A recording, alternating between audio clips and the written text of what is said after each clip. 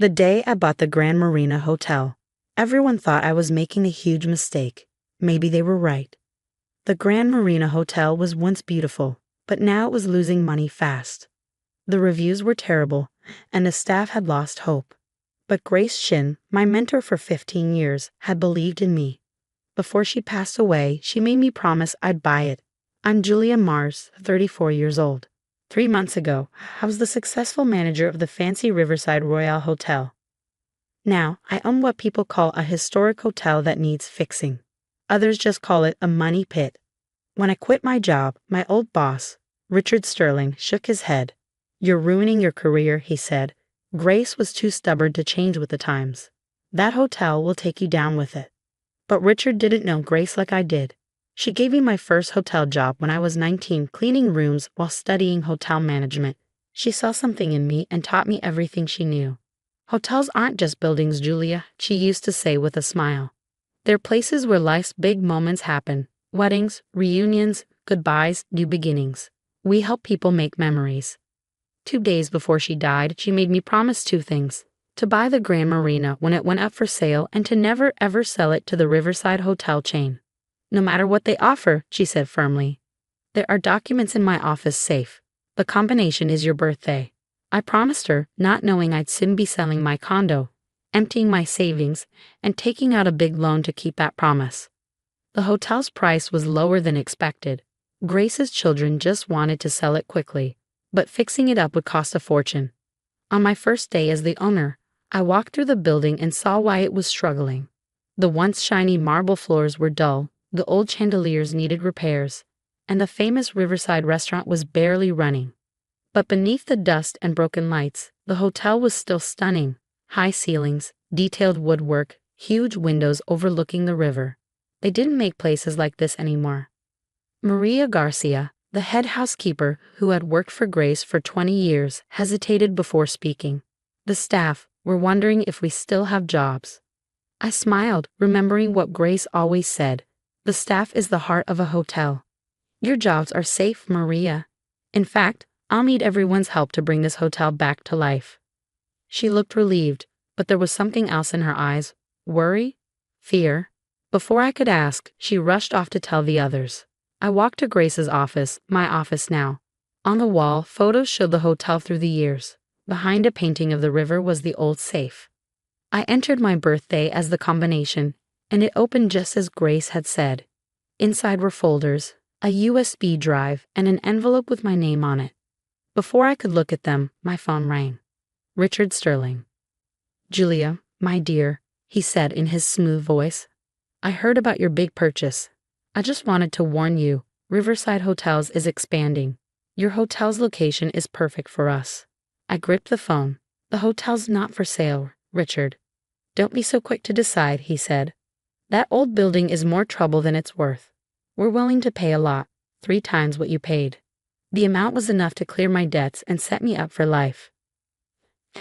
But Grace's warning echoed in my mind. "I'm still not interested," I said firmly. Richard's tone changed. "That hotel will bankrupt you. And when it does, believe me, it will, our offer won't be this generous." He hung up, leaving me gripping the phone, my heart pounding. Richard Sterling had been trying to buy the Grand Marina for years. Even when things were at their worst, Grace never sold. Now I was starting to understand why. I opened the envelope with my name on it. Inside was a letter in Grace's familiar handwriting. "My dearest Julia, if you're reading this, it means you kept your promise. Thank you. I know this feels overwhelming, but you need to understand why keeping the Grand Marina away from Riverside Hotels is so important. The files in this safe don't just hold the hotel's history. They contain evidence, proof of something Richard Sterling has been hiding for 30 years. Something that could destroy him and the entire Riverside Hotel's empire. Start with the blue folder. You'll understand everything then. Be careful. Some of our staff were placed here by Sterling years ago. They've been spying on me, waiting for the right moment for him to take over. You are stronger than you know, Julia. I chose you not just because you're great at running a hotel, but because you have the courage to face what's coming. The hotel is your shield. The evidence is your weapon. Use them wisely. All my love, Grace." My hands trembled as I opened the blue folder. Inside were newspaper articles from 1993, police reports, financial records, and photographs. As I read, my stomach twisted. What Grace had discovered about Richard Sterling and his hotel empire was worse than anything I could have imagined. A knock at the door made me snap the folder shut. Thomas Fuller, the maintenance manager, stood there with an unreadable expression. "Everything okay, Mrs. Martinez? We noticed Mr. Sterling called." His tone made me remember Grace's warning. Some staff were working for Sterling. How long had Thomas been here? I struggled to remember. "Just a quick call," I said lightly, sliding the documents back into the safe, welcoming me to the business. He nodded, but his eyes lingered on the safe a little too long before he left. I exhaled slowly, my mind racing. This wasn't just about saving an old hotel anymore. I wasn't just fighting to save a hotel anymore. I was fighting to expose a truth that powerful people wanted buried. And the real danger, it wasn't just Richard Sterling or his spies. Grace had uncovered something much bigger, corruption that reached the highest levels of city government. Some of those people were still in power. That night, once everyone had left, I went through everything in Grace's safe. The story hidden in those old documents was shocking. Back in 1993, the Grand Marina was one of 5 successful independent hotels in the city. Then, one by one, they were hit with mysterious accidents and health code violations. Within 18 months, 4 were forced to sell, bought up by a new company, Riverside Hotels, owned by a young Richard Sterling. But Grace's late husband, Henry Chen, had suspected something was wrong. He hired a private investigator who uncovered the truth. Sterling had bribed health inspectors, paid people to plant vermin, and even caused accidents to damage the hotels. Even worse, Sterling's startup money had come from Marcus Reynolds, the city's building commissioner. Reynolds used his power to block renovation permits for independent hotels while fast-tracking approvals for Sterling. The investigator put together a full report, but the night before he could go to federal authorities, he died in a car accident. 3 months later, Henry Chen died too, falling down the Grand Marina's service stairs. Another accident. Grace inherited both the hotel and the evidence, but instead of going public right away, she played the long game, gathering more proof while pretending to be just a stubborn old woman who wouldn't sell. The USB drive contained newer evidence, emails proving Sterling was still using the same tactics, offshore accounts hiding bribes, and shady deals with current city officials. But the worst discovery was a set of security camera photos from the night Henry Chen died. They showed a younger Thomas Fuller, our maintenance manager, on the service stairs just before Henry's fatal fall. My stomach turned. Thomas wasn't just a spy for Sterling. He might have been a murderer. Then my phone buzzed. A text from an unknown number. "Meeting tomorrow, 10 o'clock a.m. Bring all files from the safe.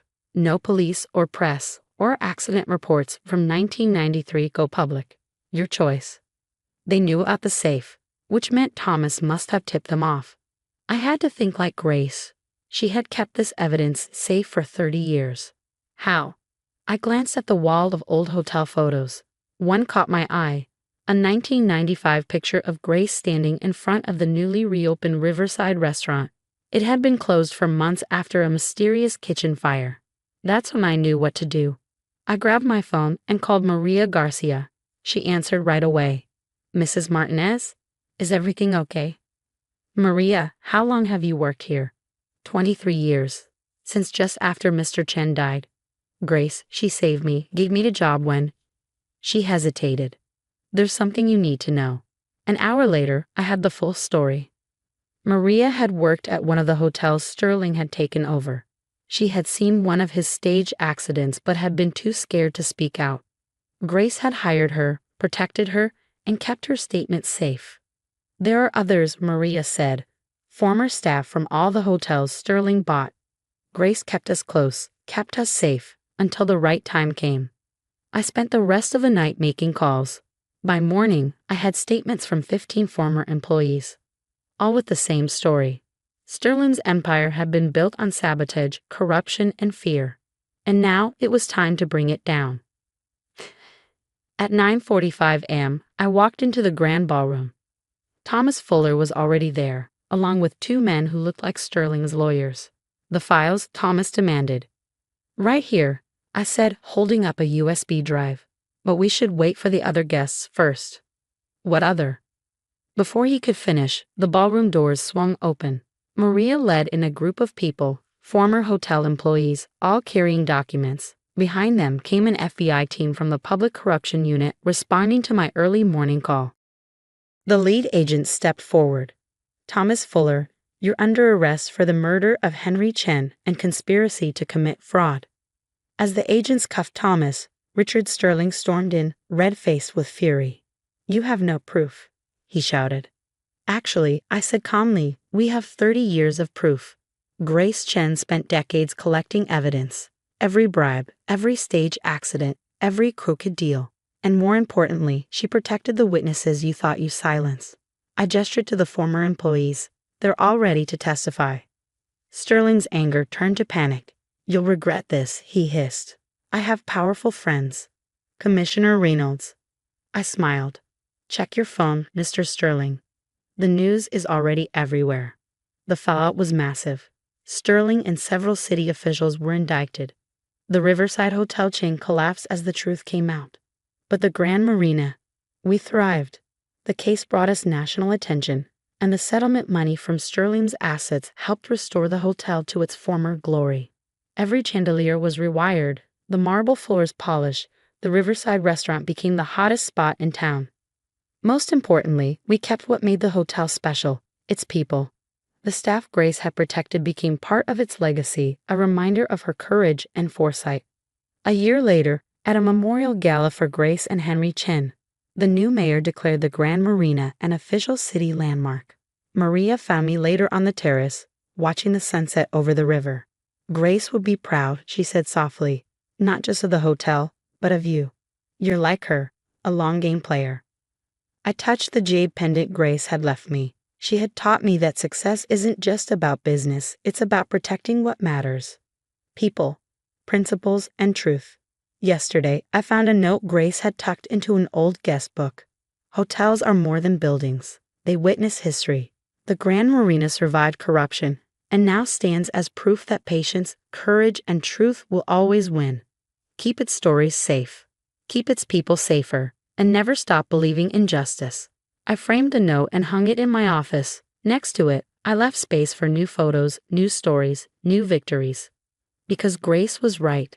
Hotels aren't just buildings. They are places where life's most important moments unfold. And sometimes they are places where justice finally finds its stage.